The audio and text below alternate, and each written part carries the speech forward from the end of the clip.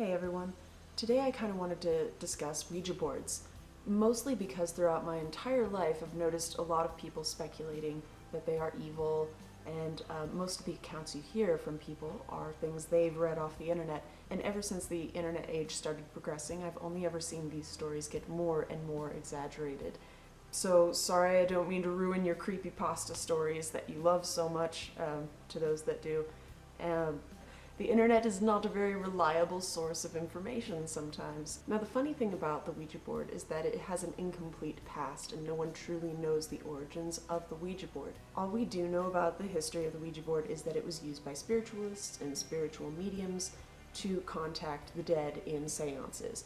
And this became a very sensationalized parlor trick that people would do in bars, and they would write down the alphabet just on a piece of paper and use an upturned wine glass because they saw it in a seance and thought that it's a very simple thing to imitate and do themselves. Two men, who I didn't bother to remember their names because you could just find them in a Google search, decided to patent this idea and make it into a household game. And it became very sensationalized after that. Everybody thought that they could contact the dead. The funny thing is, the first patent didn't even include a set of instructions as to how it works. Now, the fact that these two men left out the instructions on how to even use a Ouija board kind of confirms that they didn't know anything about it. Now, it's very easy to understand how spiritualism and ideas for seances and the Ouija board came about in the first place. Our ancestors had to deal with a lot more death than most of us are used to facing, and so we really did want to know what happened to family members who died of war or before they could even grow into adulthood. I had a pair of ancestors who had 7 or 9 kids named Joseph, and I wondered why they were all named the same thing. Obviously, they kept having kids until one of them finally survived. So, of course, hearing that you could contact the dead and wanting to reach to the other side and get answers, what is death like, and are you okay, are you happy, Grandpa, things like that, we really want to know. But what you have to understand is, after the game became notoriously famous, religious people started speaking up about it, bringing it up in discussions about Satan worship, or how the Bible says you can't contact the dead because everyone is in an everlasting rest until Jesus Christ comes back. So you pretty much hear the same things from religious people then as you hear from most people now, that it's evil, not to mess with it. I've heard people say they'll be disowned if their mother knows they ever touched a Ouija board. Accounts today are just as fearful of the Ouija board as they were a couple hundred years ago.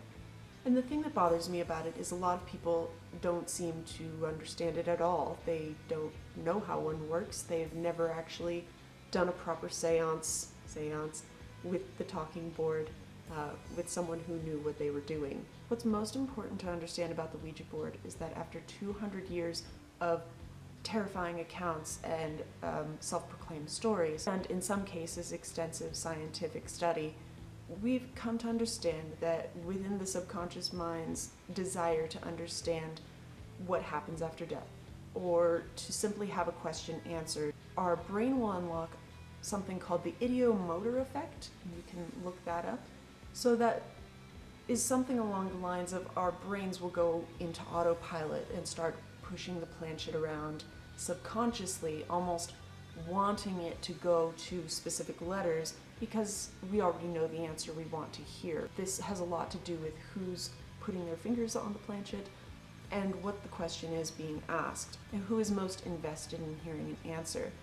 Those are the people who will be most desperate for a correct spelling of what they assume. So a great deal of what goes into the Ouija board is subconscious thought and hopeful attempts at getting the answers you want or seek. I do believe to some extent it says we don't realize when we're pushing the planchette. I think that's complete boo. Really, I think everyone is aware when they first come to sit down at a Ouija board, there's first off an element of intimidation, fear, concern, and then uncertainty of how to go about opening a ceremony or closing it. You have to keep in mind the Ouija board wasn't the only thing spiritualists used to contact the dead. in seances. They would do table tipping, and one chick would even get away with cracking her toes for yes or no under the table, and it just sounded like pops that no one knew where that was coming from. So the talking board and the planchette were just one of many tools used to contact the dead. Now, the Ouija board is most definitely a tool, and a brilliant one at that. It is actually laid out and designed in a way that so many people can get a good sense of how it works without really understanding it. You have your letters and yes and no and goodbye right there. What else could you possibly need?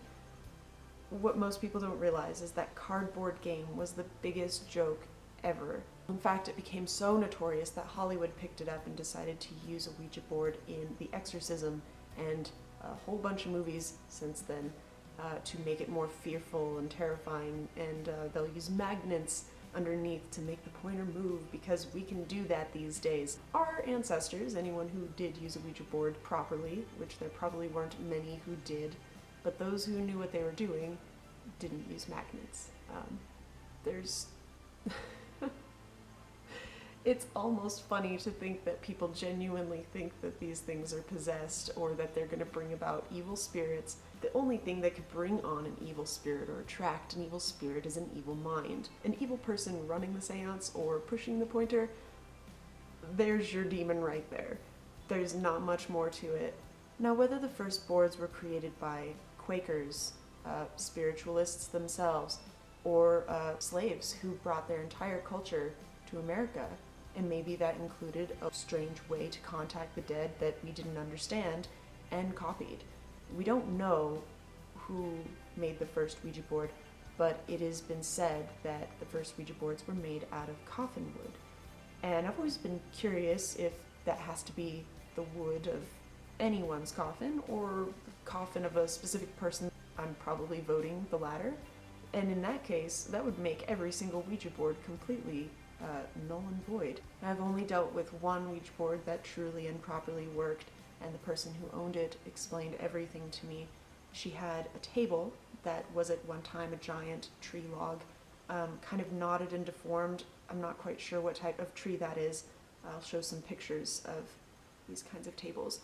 Now, she told me that the point is to make the gloss on the very top of the table extremely thick, almost bubbly, and if you'd sat on the side you could see the raised gloss on the top of the table. Now, her planchette was definitely handmade. I don't know if she did it herself or if she bought it or what, but it was the size of a palm, and it was, how do I explain that? It was almost like a UFO. It wasn't flat. It wasn't necessarily a flat brick. It curved out on both sides and was a bit, I'm not explaining this well. Let me just draw it.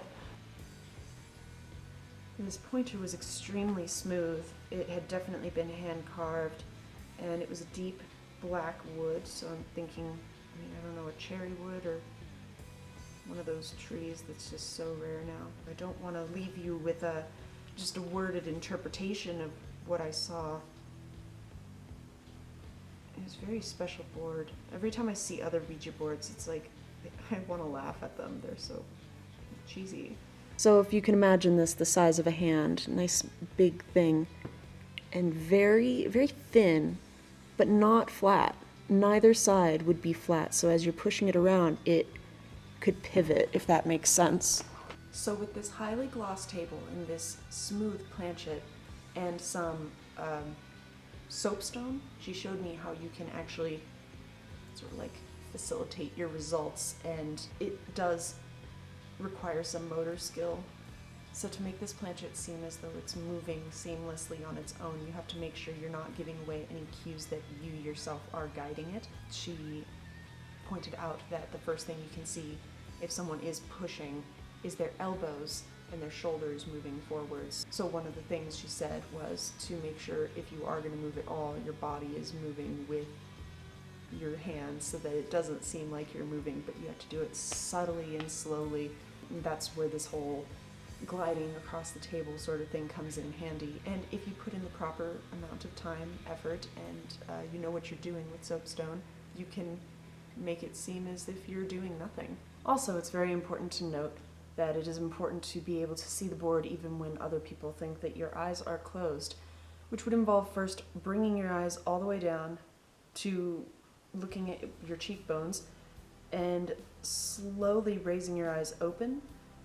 Not so much that your eyelashes disconnect from each other, but so that you can see, I can literally see a range of everything on the floor, so if you're sitting at a table, no one else can really tell that you have your eyes open. So long as you keep a very calm and relaxed face, no one can tell that I can actually see right here, which is why I blindfold myself in some of my other videos when I'm reciting long bouts of poetry. But it is very possible to have your eyes closed and be able to see exactly where you are pushing your pointer. It's just a really simple trick.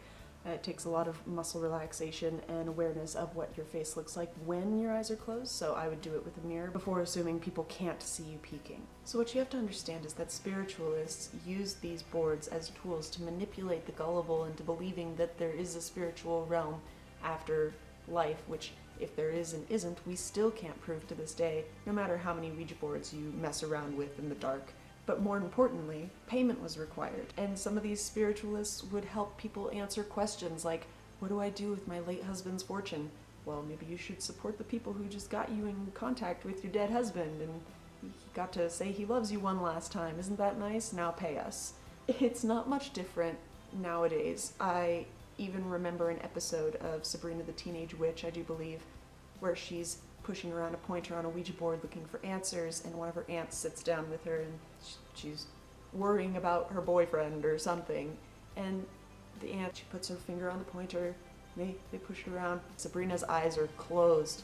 The aunt is looking right at her and pushes it towards yes, and she's like, oh my gosh, yes, I should go talk to so-and-so, and runs off all excited. Obviously her aunt knew that she needed an answer from the spirit realm to be sure of herself, and that no one else could just tell her what she wanted to hear. She had to hear it from the spirits. I feel like that scene sometimes epitomizes what people go through with Ouija boards. Now, there's no real danger in Ouija boards unless you're gonna go scare the crap out of your little brother by, is the boogeyman gonna get me if I don't clean up my room? Yes. And just push the pointer right towards there. It always works with the gullible, and they will go clean their room. The universe has spoken. I mean, you guys know what's best. You're not going to manipulate someone in a negative way, and you're not going to scare someone with a Ouija board unless you know it's going to scare them into understanding a real hard truth.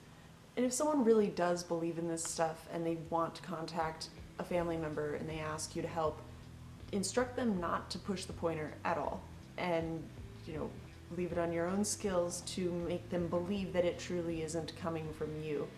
And if they want to know that their loved ones still love them, let them know that. Let them know, of course, I've moved on, and I'm at peace. If someone's trying to contact evil spirits, just push it towards no. There are no spirits here, or spell out fairies, and they'll think that fairies are messing with them. There's so many possibilities to getting the mind to believe something it needs to feel is true without really killing the magic for someone. That takes a very skillful hand and a very intuitive mind to see the person in front of you and know what they need, which is why I'd make a rule that if someone in particular needs this seance for any particular reason, to not have all hands on deck. I would say anyone who's not directly involved in the question needs to take their hands off the pointer, because you don't need any extra ideomotor presence from other people who might make the answers impossible to get out. So truthfully, the only true evil to a Ouija board is the person pushing the pointer, and it can be used for good. It is mostly just used for manipulation in general. Whether that manipulation is good or bad is up to the user, and it seems that most people want to believe in some sort of negative entity being the only thing that can control a Ouija board, and they're wrong. Anyone who knows what they're doing can manipulate circumstances. We witches don't wait for karma. All I can say is be responsible and knowledgeable and intuitive about these things.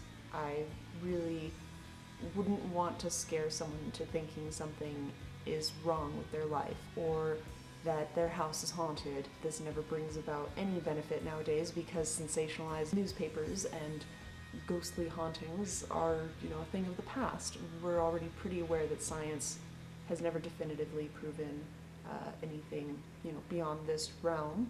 But a lot of us know that there's a lot more to the spiritual world than simply seeing or having something spelt out to you by a ghost. There's a heck of a lot more. And on that note, if anyone needs fairies explained to them, I could do that. I really do like doing these videos with you guys. It's so much easier than just answering in the comments section of a Facebook page or listening to documentaries about the Ouija board and people wanting to know answers. And again, I am here to share with you everything I know to the best of my abilities without BSing you. And just be careful of the tools you use and make sure you know their history and what they're about before just assuming through hearsay that something is evil. So a true grasp of spirituality means understanding science, nature, history, and psychology, and utilizing them appropriately, and not something you read from creepypasta on the internet or see in horror films. I know everybody has different beliefs in this kind of stuff, and maybe you have your own accounts. Feel free to tell me about them in the comments section if it is in fact your own story. And maybe my next video will be a little bit more useful or practical for your average witch. Have a good one, you guys.